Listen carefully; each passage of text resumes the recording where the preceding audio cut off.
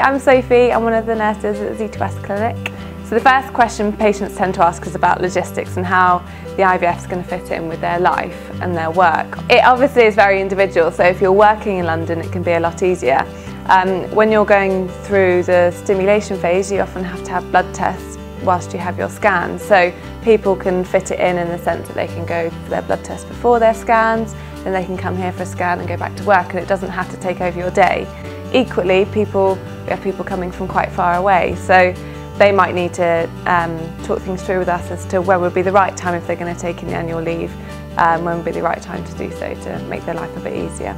Most patients tend to ask about what they can do to prepare for their cycle. So in the few months before, what things can they be doing at home to help? So number one, stay off Google, because it can make things very, very difficult when you read information out of context. I always know people have been Googling because maybe they'll bring up a scaremonger story that they've seen in the press recently, and it can make things worse actually. You're going through quite an anxious period and stressful period, so I think when you Google things and take information out of context, it can actually make you a lot worse. So another question people always want to know is how can they manage their stress, because there's a lot ahead of you. To manage your stress, I think you've got to be super organised. There's quite a lot of admin, our side and your side, to do an IVF cycle. So you'll be sent out things via email, which you often might think, oh gosh, that's a lot of information to read through, I'll look at it another day.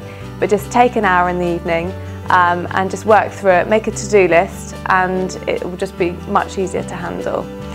In terms of the complementary therapies that we've got here, Maureen, our hypnotherapist, is really, really good at handling and working through things that you're going to find stressful, giving you coping strategies. So another question people tend to ask is how are they going to feel throughout the IVF cycle? Because again, if you've been on Google, you might read some horror stories, but actually the vast majority of people tend to feel okay. You obviously get some people who feel worse than others, so you might feel a bit bloated, you might feel a bit up and down emotionally. But that's part and parcel of the stress that you're going through, and also the fact that you're taking some hormones.